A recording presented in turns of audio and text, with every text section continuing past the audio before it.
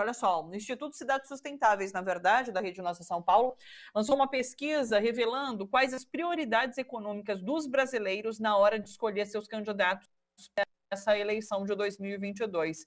E daí é interessante que a gente falava agora sobre essa questão da fome, né, da desigualdade social, e a desigualdade aparece ali como segundo, né, como segunda prioridade. Em primeiro, a geração de emprego. Igor Pantoja, traga os detalhes para a gente, tudo bom com você? Boa tarde, nossa audiência aí. Bem, a gente lançou essa pesquisa, né, semana passada em relação à visão da população brasileira sobre a questão da democracia, agora nas vésperas das eleições, e como você falou, dialogando, né, com nossos companheiros aí do Fundo Brasil de Direitos Humanos, a redução de desigualdades aparece aí como a segunda principal preocupação que um político deveria ter. A primeira delas é incentivar a geração de empregos.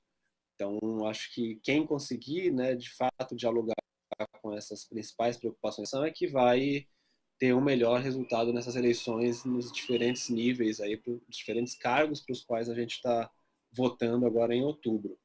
Então, tem um diálogo muito grande realmente com o tema que estava sendo tratado.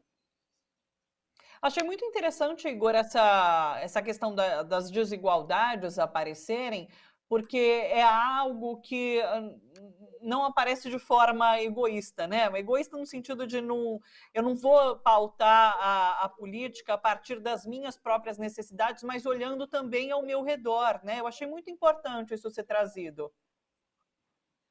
A gente já tinha algumas pesquisas feitas em São Paulo que mostravam, né, que a redução de desigualdades vem crescendo como uma preocupação da sociedade, e agora, nesse caso da pesquisa nacional, ficou mais evidente, né, também o quanto que, de fato, a população vem reconhecendo como sendo um problema do país como um todo, né? Então, na verdade, mesmo, enfim, tanto a São Paulo, a população mais rica, vamos dizer assim, entendem que é um problema que afeta a todos, né? Claro que afeta muito mais quem está na parte de baixo ali da pirâmide social, mas é um problema de fato da estrutura brasileira, né? Inclusive da democracia nesse caso. Eu acho que essa relação é super importante de ser feita, né? De que o voto não é um voto aleatório, ele tem que ser um voto, ele é um voto que expressa uma série de preocupações das pessoas. Então, é importante cada vez mais, inclusive a classe política está atenta de que as pessoas estão olhando para esse tema sim. Né? Deixou de ser um tema talvez até teórico, acadêmico, de especialistas, né? Já que muita gente vem falando há décadas da questão da desigualdade social, das diferentes formas que ela se manifesta no Brasil, mas agora esses dados vez mais, né, não só os que a gente produziu nessa pesquisa com o IPEC, mas também dados da Oxfam, né, a gente vem vendo uma série de pesquisas que mostram as diferentes formas pelas quais os brasileiros apresentam essa preocupação com as desigualdades sociais. Então, é um dado bem contundente para a gente. E como pano de fundo dessas duas prioridades, a gente tem a crise econômica, né? Acho que a crise econômica que deixou mais visível essa desigualdade social e, claro, que trouxe um problema seríssimo em relação ao desemprego. É isso, a geração de emprego, a principal preocupação, né? A redução de desigualdades, a gente está falando aqui, aproveitando o que o pessoal do Fundo Brasil trouxe, mas a principal preocupação nesse momento é a questão do incentivo à geração de emprego. Então, né, mais até do que simplesmente as pessoas querem. A gente está com o áudio do Igor travando um pouquinho. Espera aí, Igor, dá uma pausa, porque travou bem seu áudio, eu não consegui te acompanhar. Vamos ver se o Igor voltou Será agora que mais agora está estável. tudo bem? Parece que Tá. sim. Não, estava falando que essa questão do reconhecimento das pessoas de que elas precisam de emprego, né? Não só da renda, mas o emprego é que vai garantir uma relação de estabilidade para essa família, né? Então, acho que esse é de fato, é o tema que saiu ali como mais importante para os políticos responderem, e na sequência a questão da redução de desigualdades. Ainda que, na mesma pesquisa, a gente mostre que muita gente não lembra, né, em quem votou, por exemplo, para deputado nas últimas eleições. Só 20% das pessoas, um em cada 5 brasileiros, lembra para quem votou para os cargos de deputado estadual ou deputado federal e mesmo senador na última eleição em 2018. Isso é bastante grave, eu acho que é uma questão que cabe aqui chamar a reflexão, né, da nossa audiência, para que a gente faça um voto consciente, né, de que a gente possa acompanhar o trabalho desses representantes no Legislativo, tanto na Câmara Estadual, Federal e no Senado, para que a gente possa também, de fato, cobrar, né, ver se essas preocupações que a gente está representando aí por meio do voto, se elas estão sendo contempladas ou não ao longo dos próximos anos. Então, o mínimo que a gente tem que fazer, de fato, é lembrar em quem a gente votou.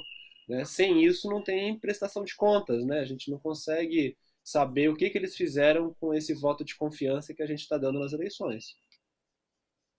É porque, para além das pessoas não lembrarem, tem esse dado que mostra que 76% dos brasileiros não têm vontade de participar da vida política do seu candidato, né?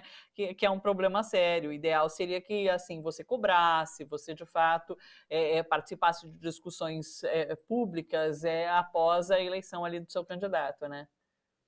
Não, acho que tem um trabalho realmente de quase que de sedução aí para a classe política em relação à população, porque senão Sim. a gente já teve um momento em que essa classe política foi, vamos dizer assim, né, apedrejada, né, e a gente viu no que deu, né? A gente está vendo que não é por aí, não adianta desprezar a política porque tem gente com más intenções que vai se apoderar desses cargos.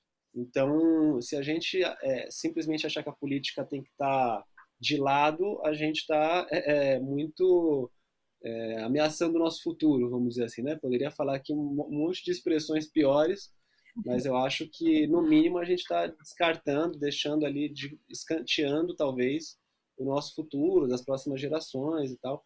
Então, acho que, de fato, a saída para os problemas comuns e públicos é a política. Se ela não está boa, a gente tem que, de fato, procurar melhorá-la, procurar aperfeiçoá-la, mas não tem um outro caminho legítimo, né? A não ser que a gente, cada um ache que buscar soluções individuais e sair, né, partir para a violência é o que a gente sabe que não tem dado certo. Então, eu acho que é um chamado aí, mais uma vez, nesse momento pré-eleitoral, para as pessoas estarem atentas a isso. Até porque eu acho que essa é a nossa última participação aqui antes das eleições. Então, é um recado importante que eu queria deixar aí hoje. É verdade, Igor. Também não tinha me atentado a isso. Eu ia falar, tem semana que vem, mas a rede participa quinzenalmente. Que recado importante. Que fechamento de ano eleitoral, isso se a gente não tiver um segundo turno, né? Que a Rede Nossa São Paulo faz aqui com a gente tão importante. Obrigada, viu, Igor, pelas informações. Sempre um prazer te receber por aqui. Um beijo, até a próxima, então. Obrigado mais uma vez pelo convite, pelo espaço e é isso aí, muita responsabilidade nesse 2 de outubro.